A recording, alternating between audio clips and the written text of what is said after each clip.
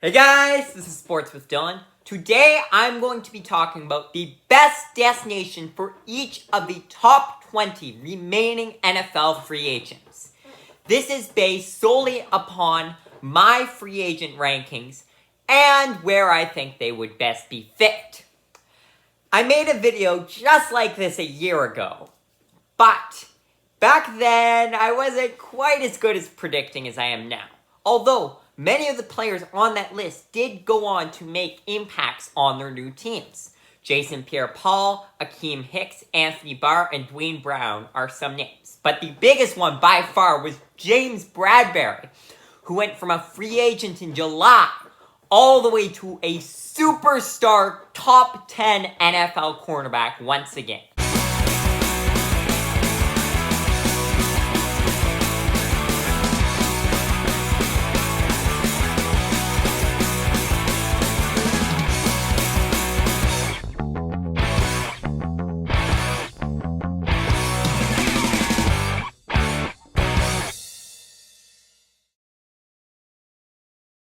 Kicking off the list with Irvin Smith Jr.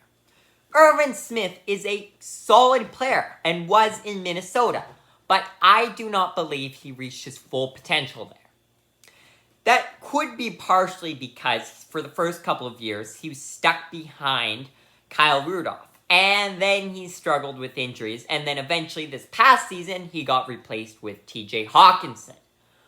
So he never quite got to where I think he can go. But I believe the best destination for him would be the Cincinnati Bengals. Because what better place for a young tight end to go than a place with multiple star pass catchers already, as well as a superstar young quarterback who is going to be there for a long time. Especially given that the fact that the Bengals lost Hayden Hurst in free agency. So they are lacking in a tight end. And Irvin Smith Jr. would be the perfect tight end for them. And I'd love to see him, Jamar Chase, T. Higgins, and Tyler Boyd all for Joe Burrow to throw to. Isaiah Wynn was solid in New England, but never became the superstar some thought he would. And once again, you'll find this is a common trend. I believe he will have a bounce back year. And I believe the best destination for Isaiah Wynn is the Chicago Bears. Because despite them signing Nate Davis, they still have the desperate need of an offensive lineman, multiple, for Justin Fields. So Isaiah Wynn added to that offensive line would be great for them to get. Those two players, plus whoever they draft in 2023, would make a solid offensive line for Justin Fields to have. Rodney Hudson is still a very solid player, although it's entirely possible he does retire, but he has not retired to date. I believe the best destination for him would be a team that doesn't have a great offensive line, but is still sorta in playoff contention. That would be the Pittsburgh Steelers. They have a young quarterback they need to protect in Kenny Pickett. And they've been working on it. But I think Rodney Hudson would be a solid player to help fill in that offensive line for a year as they can develop some younger guys. And then eventually, once Rodney Hudson retires, then they've got a solid young offensive line again. I know Calais Campbell was released from the Ravens about a week ago, but he was always a very good player for them, and he's a great mentor, a great captain. I love the guy, personally. And even though he had to be released because of salary cap, then I believe it would be great for both sides if he were to return to continue to mentor the younger players on that team.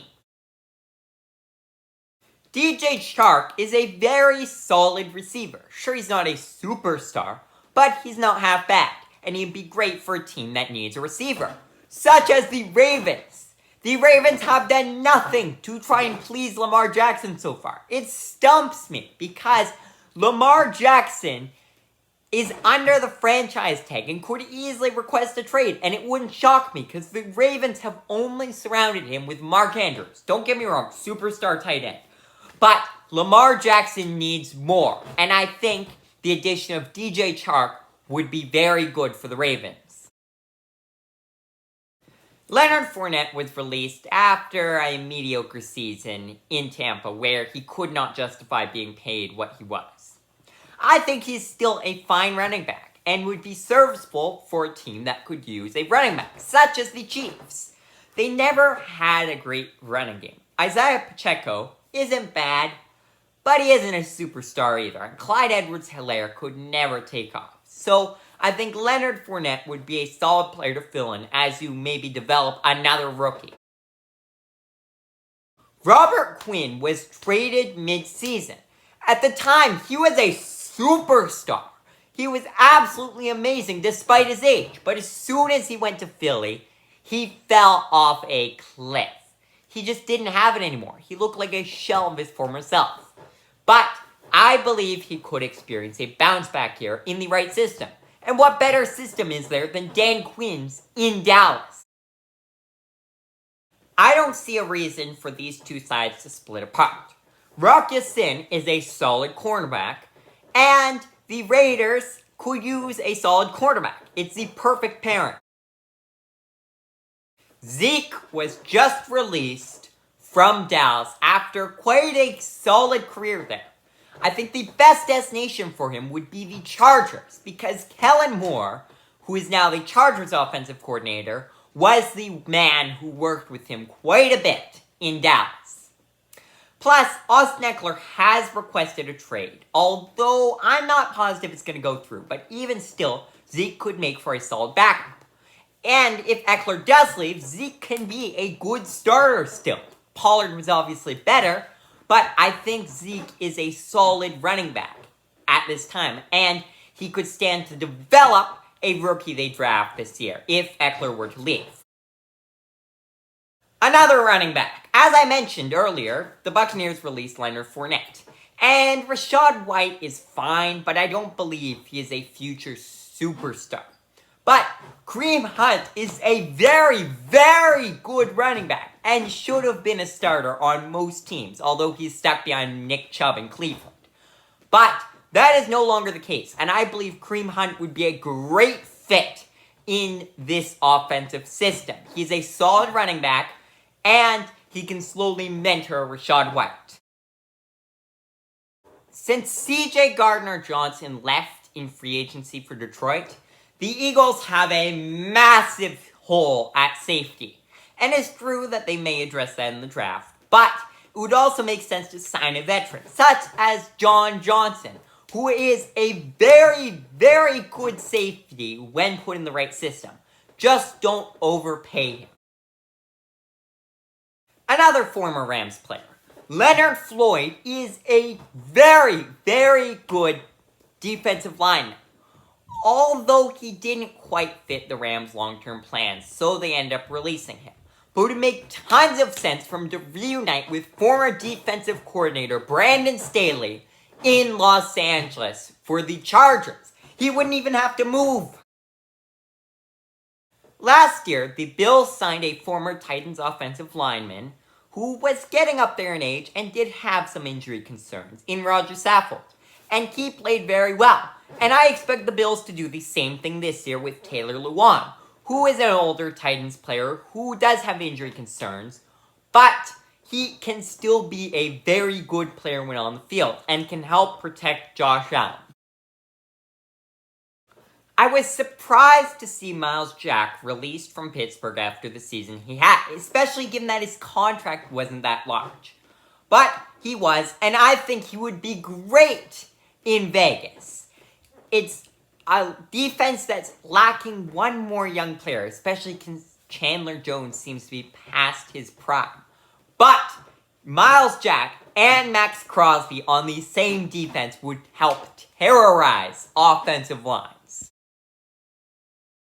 Yannick Ngakoue is that one guy that always bounces around. He can never stick to one team despite playing very well for that team.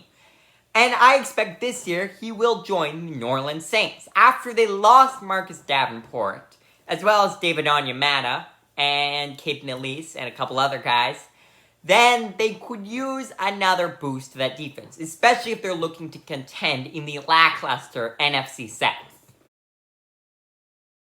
Jadeveon Clowney is the sole player that made it from last year's list onto this year's list.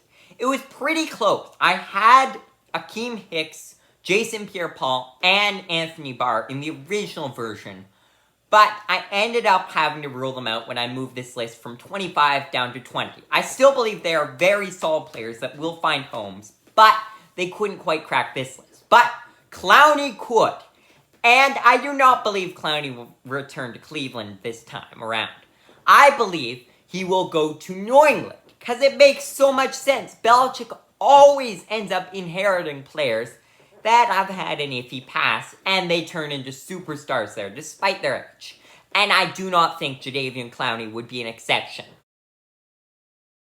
I was surprised to see Donovan Smith released, given that I believe he's still a very, very good tackle in the NFL.